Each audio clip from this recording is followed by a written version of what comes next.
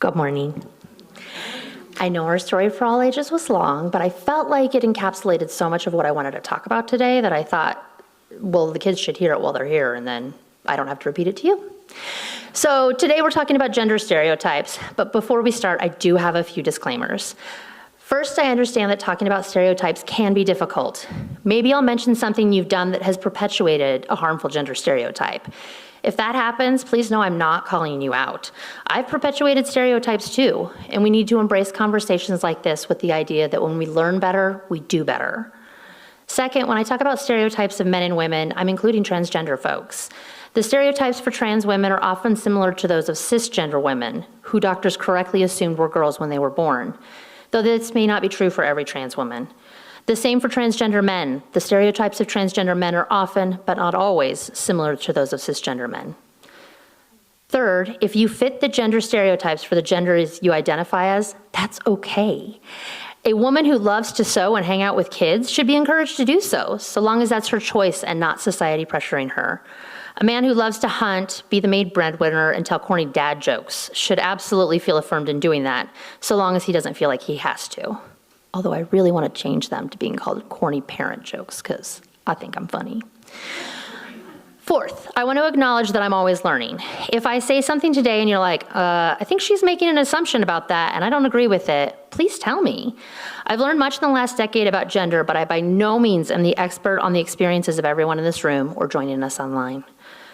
So now that we hopefully have these understandings that I'm human and may mess up, let's talk about how strict gender stereotypes can be harmful. One reason is that even if stereotypes are true for many people in a particular group, they aren't true for everyone in that group. When I've asked 4th and 5th graders what real men drink, they say beer. And one kid in the corner always says, whiskey, like that. I do know a lot of men that enjoy beer and whiskey, but I also know men who don't drink. And if we put this stereotype on men and say that they can only drink beer and whiskey, we're gonna have some pretty unhealthy men. After all, our bodies are what, 2/3 water? Similarly, when we ask 4th and 5th graders what women stereotypically eat, they say salad and very little. Now, I do enjoy a good salad, but not Lucy. She's willing to eat quite a few vegetables, but not mixed together in one bowl. The horrors. Another problem with stereotypes is they're based on what we observe in everyday life. But what if what we think we're observing is not reality? Think about it. What are we surrounded by? Advertisements and media that create and reinforce gender stereotypes. And this stereotyping begins before a child is even born. There's this thing called sex assigned at birth, where doctors look at a newborn's genitals and declare whether they're a boy or a girl. There are problems with this, including that boy and girl are the wrong words to use, because male and female would be more accurate. Also, nearly 2% of the population is born intersex, meaning that they may have a mixture of internal and external genitalia, hormones, and/or secondary sex characteristics, which makes it impossible to fit them neatly into the male and female categories. But remember, when a doctor proclaims a baby as a boy or a girl, we call it sex assigned at birth. Except these days, this assignment often happens at a 20-week ultrasound or a blood test run when a person is 7 or 8 weeks pregnant, and the gendering begins. Based on a 20-week ultrasound, we assumed Lucy was a girl. We did not have a gender reveal party, but we did share this with our friends and family, and the presents came rolling in. The pink clothes, the blankets with fairies on them, the onesies that said, pretty like mommy. I had a lot of feelings about this, and my husband is a very mild person who knows not to cross me when I'm wound up. So we supplemented all the girly gifts with dinosaur pajamas, onesies with lions on them, a plastic tool set, and books about playing in the mud. We did avoid the boy onesies that said things like, Daddy's future football buddy, and sleeveless tank tops for boys that said, I flexed so hard my sleeves fell off. The last one's funny, I agree, but what message does it send to boys who can't even read yet? And listen to strangers talk to small children on the streets. They mean no harm, but the first thing said to a girl usually revolves around how she looks. You have such a pretty dress. Oh, aren't you the cutest, and what shiny shoes you have. For boys, it's, I see you have a dinosaur on your shirt. What's your favorite dinosaur? Or, oh, you look like a strong little man. And one of my least favorite comments was made by a mom when I was cooing at her little one. When he smiled at me, she said, oh, are you flirting? You're such a ladies' man. I was like, he's 4 months old. And videos, TV, movies, for years, Disney princesses were not allowed in our house. In the last several years, Disney has done much to redeem themselves, at least in my opinion. But prior to that, Disney princesses reinforced the idea that a woman's main role in life was to be pretty by being white, blonde, and skinny with long, silky hair. Disney princesses wanted to get married and live happily ever after because princesses have no aspirations in life aside from getting married. Oh, and no matter how poorly you treat a princess, she'll always be nice and take care of others, whether they be mice, dwarves, or any other living creature. On the same note, I steered Lucy away from superhero shows and books about stereotypical boys, which mainly focus on showing muscly men who are never afraid, can't show affection, and don't cry, no matter how badly they get hurt. Oh, and they're always great at sports. And then there's school. Lucy was 4 years old the day she came home crying that another kid at preschool had told her she looked like a boy. This awareness of stereotypes in very young kids is consistent with what I had seen over the years while teaching lessons to kindergartners about various toys, asking them if each thing was a boy toy, a girl toy, or a toy for all kids. Even though we talked through footballs and dolls and all kinds of toys and asked them if they were for boys, girls, or all kids, and we would eventually conclude that every toy was for all kids, there were always a couple of kids at the end of the lesson, usually boys, who would proclaim, but some toys are boy toys. It was just so ingrained in most of them already by age 5.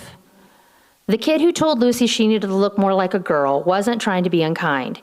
He just knew his gender stereotypes and Lucy wasn't fitting them because she had short hair and was wearing a red shirt with a fire truck on it. So he thought somebody needed to tell her so she could fix herself. For about a month after that, we had many conversations about how there was no right way to be a girl. I promised Lucy that she was a girl if she felt like she was a girl, no matter what she wore, how long her hair was, or what toys she played with.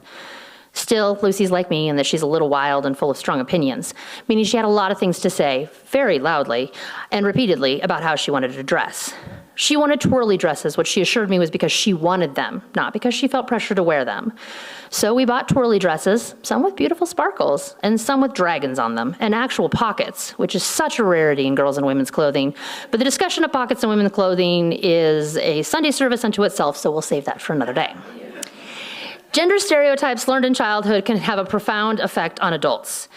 Research has shown that boys get less physical affection than girls, especially as they get older. This, coupled with stereotypes that boys are self-sufficient and never need help, contribute to fewer teen boys and grown men who have close male relationships that they can lean on when times are difficult. Girls are routinely given opportunities to learn how to parent and care for others. They're handed dolls first, and later, babies. They're encouraged or required to babysit. They're the preschool and elementary teachers who comfort us when we're away from our families for the first time. They're the school nurses who make us feel better when we get hurt. But not boys.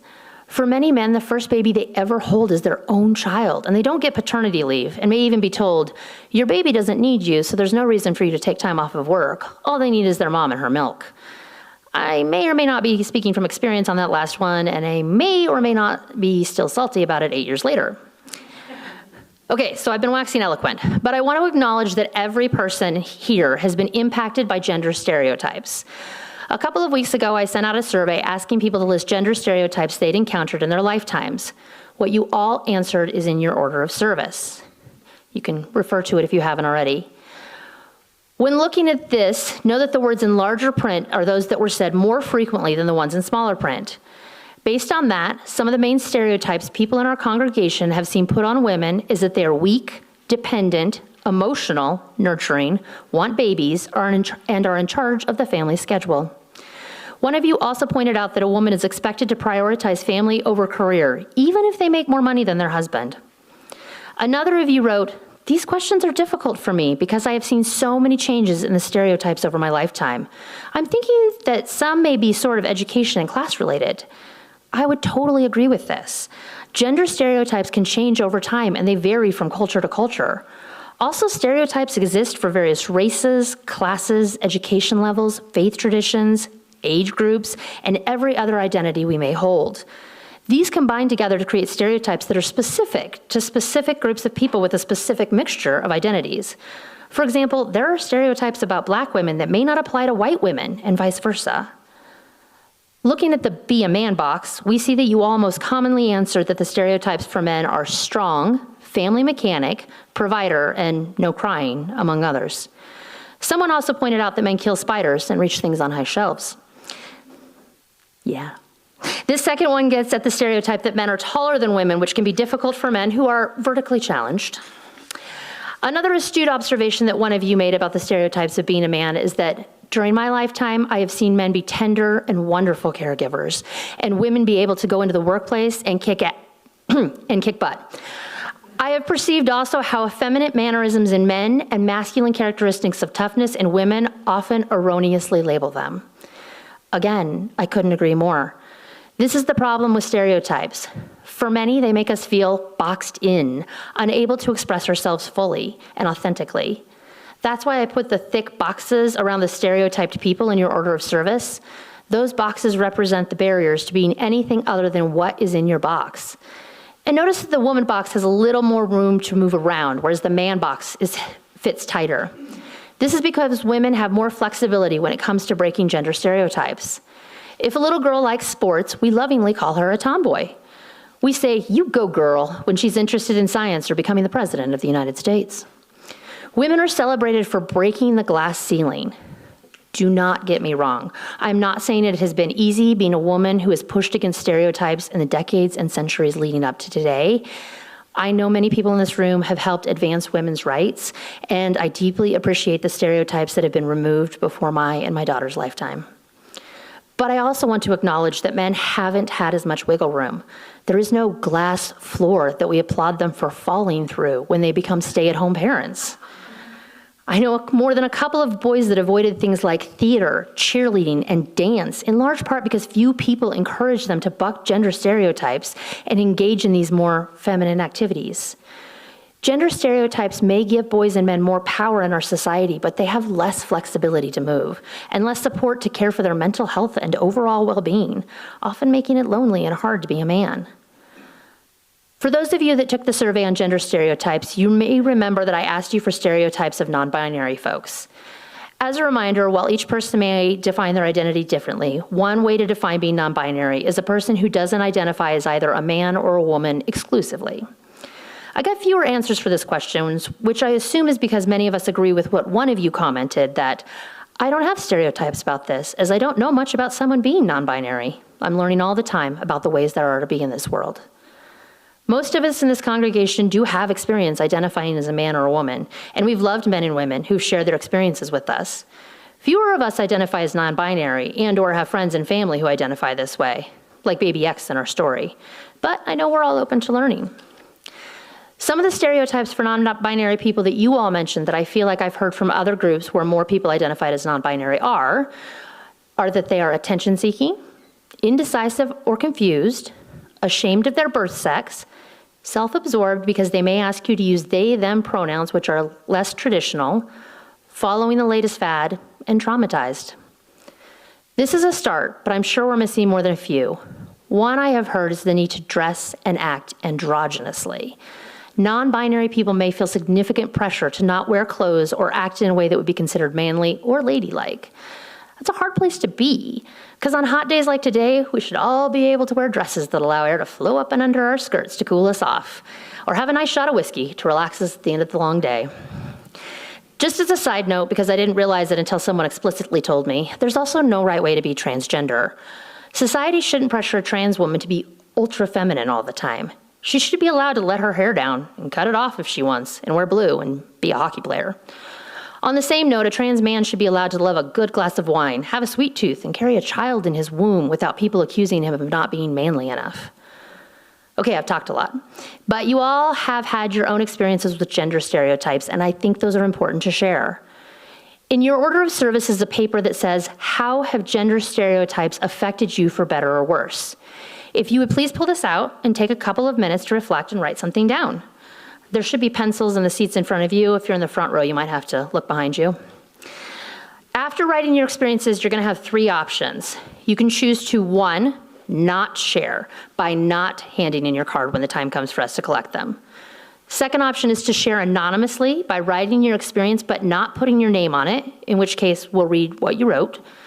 Or number three, adding your name to the card, in which case I'll read your name and what you wrote. So I'm going to give you 2 to 3 minutes to write down your experiences with gender stereotypes, and then we'll collect the cards from anyone who is willing to share, and you'll know when I ding the little bell.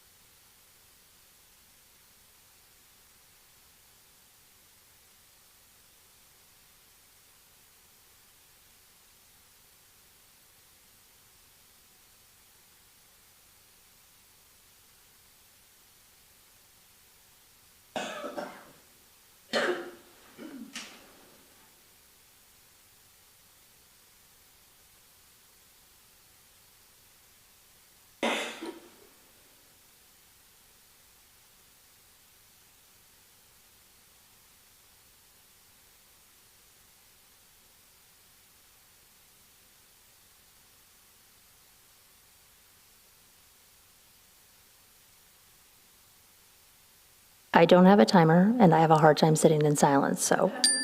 If you are finished writing and you'd like to share, please hold your cards up and Lisa and I can come grab them.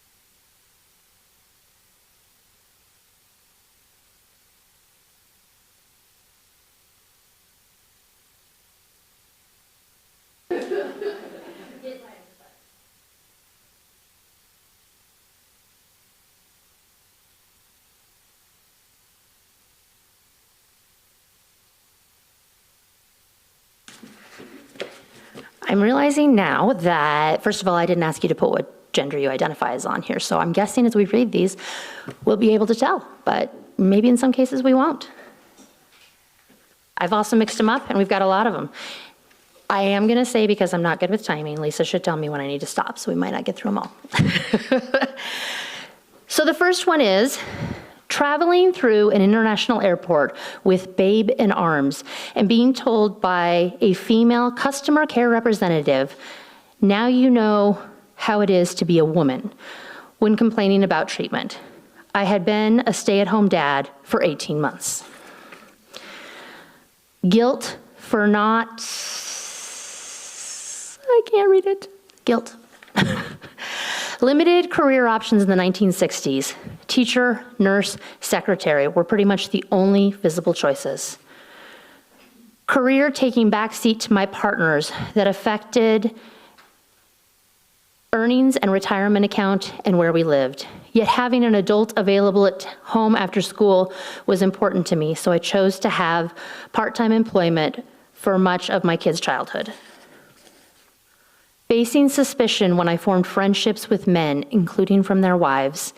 Feeling different and facing others' doubts when I pursued interests in math. Childhood home, boys and girls chores. I wanted to paint the walls. I wanted to paint the walls or mow the lawn. My brothers got those chores.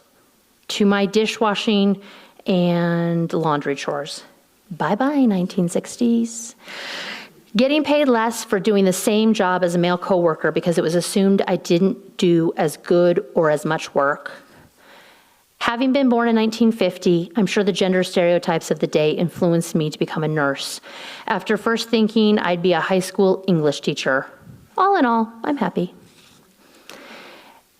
Barbara Lance says, advantages: white, middle-class upbringing, liberal, accepting parents. Disadvantages: female, wage discrimination.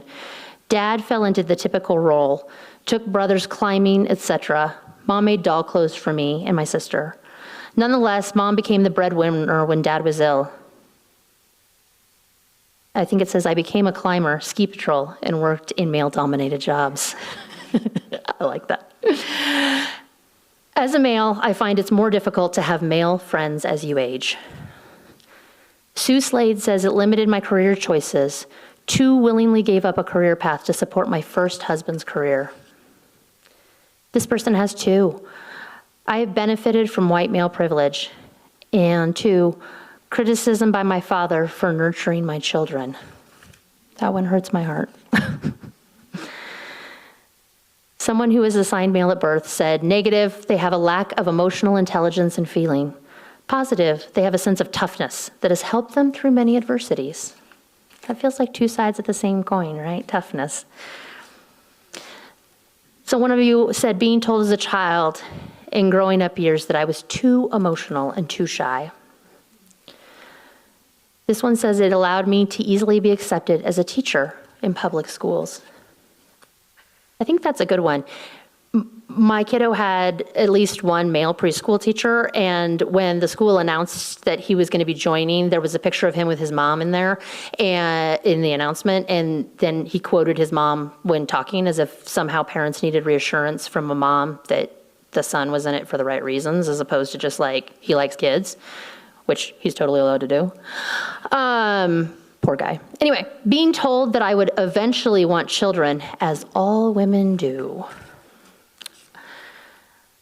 Paid less in my first teaching job, $400 less because I wasn't supporting a family, which I actually was because my husband was a student. Professors making sexist remarks, and I didn't know how to respond. You still doing good on time, Lisa? Okay, great. More compassionate towards others. PFLAG rules. For those of you that don't know, PFLAG stands for Parents, Family, and Friends of Lesbians and Gays. And as much as it sounds like it's only about sexual orientation, they're inclusive of all gender identities as well. This one says, I worked and went to college in a field that was male-dominated, so I was noticed. Bad. Unwanted attention to my physical looks. Good. I had more opportunity to shine and be promoted. Women. Expectations to marry to be a real woman. Expectations to have children to be fulfilled. Girls and women means kindness, compassion, understanding, quiet, etc. Not a fighter, not good at sports, and not athletic. One of you said not being allowed to paint, not being allowed to paint during a remodel as a child because ladies don't do that. Apparently we can paint like watercolors and stuff, but just not walls. Ooh, how have gender stereotypes affected you for better or worse? Girl Scouts versus Boy Scouts in elementary through high school activities. My kiddo just joined the Scouts, which used to be Boy Scouts, but they didn't change Girl Scouts to be Scouts for boys to get into. There's that too. I have always worked with or known gay people. I have seldom felt uncomfortable. I value them for the person they are. This one says, I have, over my life, pushed against the many stereotypes that family and society promoted, even as a child, yet I did not want to be mistaken for a boy. Jeannie says, I have to say that I really don't know because I've never really thought about it. Can I get back to you? Yes. I can't read the name on this. They gave us their name. Sorry. It says, fact that I could not pursue a career in medicine and have a family, so I chose not to pursue a medical career. Kate said, I think that said Carolyn. Does that feel right? Yep, that's Carolyn. There is more than one Carolyn, but we have to assume which one we know. Kate says, my mother had to fight hard for me to attend college as my father felt women should be secretaries or hairdressers. My hairdresser is male and he's amazing. This person did not give their name, but they said they're female. They said both. Positive, I'm comforted when people assume I care about others and will act as a helper. Negative, I've been limited in expectations for what I am capable of. And Tanya Stevens said, in the late 1970s and early 1980s, when society was first getting used to seeing women field biologists, I benefited from sort of an, equal opportunity employment hire, largely because my presence on a team of 3 males would be seen as a buffer between strong personalities. They were wrong. And I'm sure there are many others that you all have felt as well. I will say that for several years, I thought the best thing to do was throw the idea of gender out altogether as a culture. Then a friend of mine who is intersex and another friend who is a drag queen reminded me that some people are empowered by gender identity. A person may love being a woman because they identify closely with the feminist movement and be proud of the strides made in women's rights. Another person may recognize that high heels are horribly painful and completely impractical. And yet, if putting a pair of stilettos on makes you feel beautiful and good about yourself, it's worth the pain and the risk of a sprained ankle. I'm sorry, men, but I don't have an anecdote that affirms how great it is to be a man, especially because it's well recognized that you hold the power in our society. But also, depending on the man, you may feel so constricted and unable to express your true self that I don't know where the balance of the scales is. Are you truly better off than women? Or are you also losers in this game of gender identity? I would say the latter, actually. No, I know you are. Yeah. Either way, I'd like to give you a hug anytime because my identity as a human in need of human connection will always trump my identity as a woman. Thank you.